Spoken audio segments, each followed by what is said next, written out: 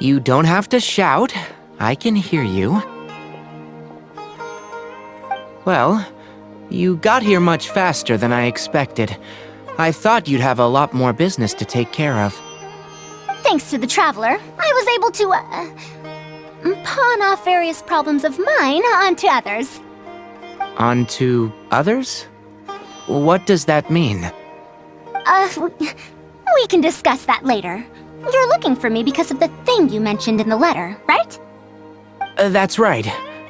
Please, follow me.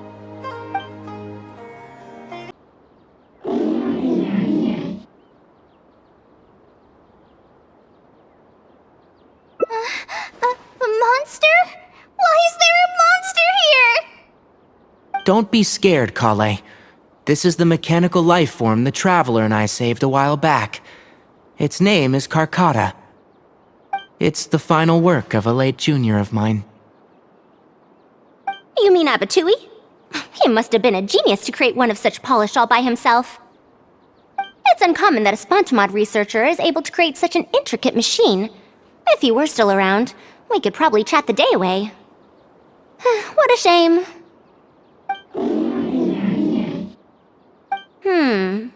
Something seems wrong here.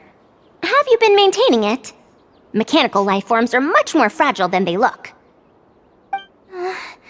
Is Karkata sick? Karkata has been lying down like this since a few days ago. It could be an old malfunction acting up again. I've taken a few courses conducted by Spontamod before, so I've managed to perform some passable repairs on Karkata's energy supply module. However, it seems the issue this time is with its transmission. My knowledge can only prevent its condition from deteriorating any further. But Madame Faruzan, you should be able to find a way to repair it. Not necessarily. Mechanical life forms are created using techniques from alchemy, elemental science, and more. There are multiple modules here that influence each other. A simplistic knowledge of mechanisms will not serve here. You know that as well. Each mechanical life form is very different from the next. So even I cannot be sure if my understanding of mechanical life forms is going to be of any use to our little crab friend here.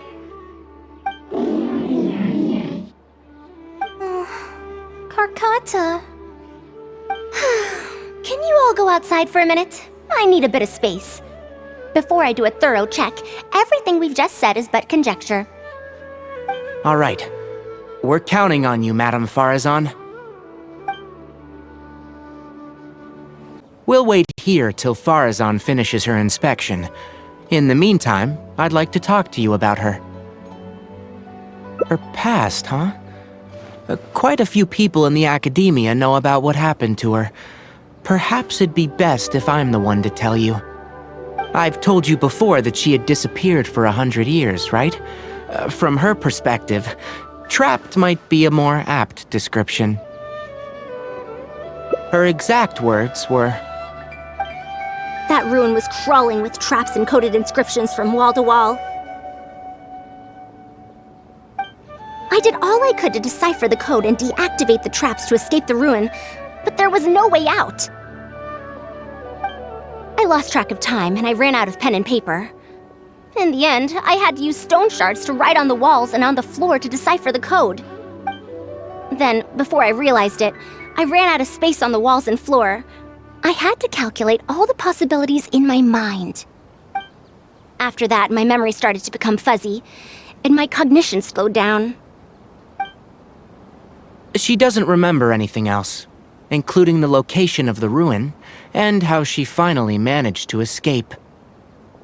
When she was found in the outskirts of Sumeru a few years ago, she looked exactly the same as she did 100 years prior. However, she was in a stupor and struggled to form sentences. Only after a lengthy recovery period could she speak again. The academia speculates that she must have gotten trapped in an unknown ruin while researching machines a century ago. And because of the ruin's special properties that halted her aging, she was able to use those 100 years to crack the trapping mechanism and then escape. Though she had finally broken free, 100 years had passed. Everyone she knew and everyone who knew her was already gone. In the end, even the academia had to rely on century-old records in the Akasha to confirm her existence. Don't make that face. I'm not telling you this because I want to drum up sympathy. She wouldn't want others to pity her because of past events. Rather, she sees that period of entrapment as an experimental error. As a researcher, she must accept everything that results from her experiments, even if they don't fall within expectations. Even after going through so much, she's returned to Sumeru and still hasn't given up on her research. Due to changes over the years and drift in academic subjects, she holds some rather strong opinions about the current academia, and she has no shortage of detractors herself. What I want to say is that no matter what era we're in, Faruzan is a true senior researcher, in every sense of the word. She has her own deep understanding of various ruins and machines. If there's a chance, you should talk about them with her. It'll definitely be helpful for your journey. Master, Madame Faruzan's done. Oh, let's head over. With any luck, she might have figured something out.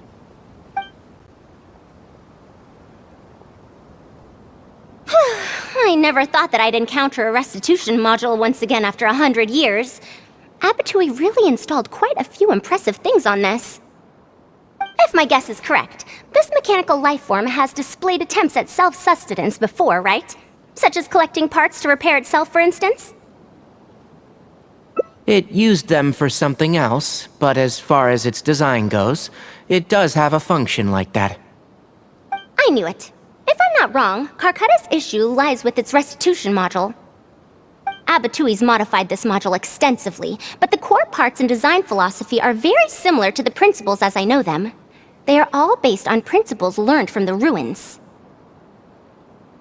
The creators of the ruins machine once tried to create a perpetual mechanism that could replace life or even surpass it.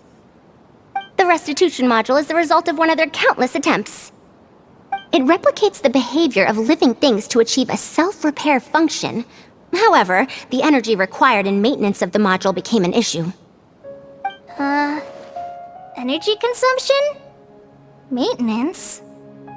For example, a living thing's heart can deliver nutrients and blood to various organs. However, the bigger the living thing, the more powerful the heart needs to be. Once the heart is damaged, it'll be hard for that living thing to heal itself, and even the function of other organs can be affected. Thus, the attempt wasn't widely adopted. Even 100 years ago, I'd only seen it once before.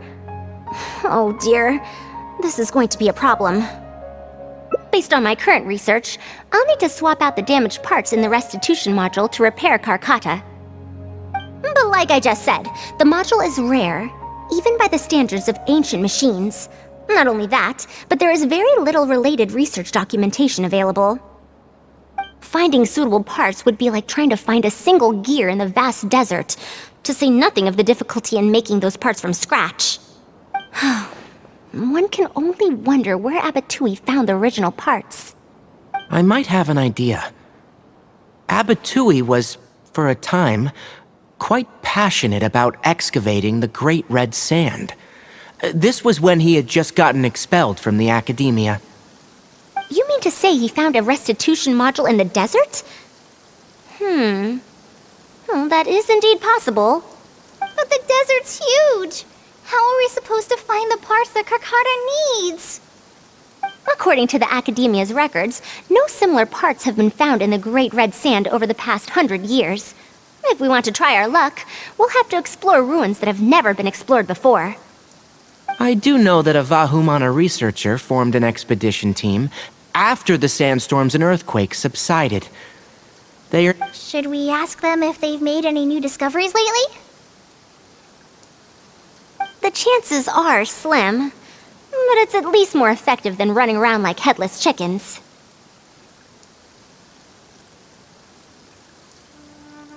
His name is Raid. I think he's stationed at the northeast part of the Hypostyle Desert. Let's go look for him once Carcata settles down. Oh, you and Kale should probably stay. Carcata's condition may be stable, but it would still be better if some of us stay to look after it.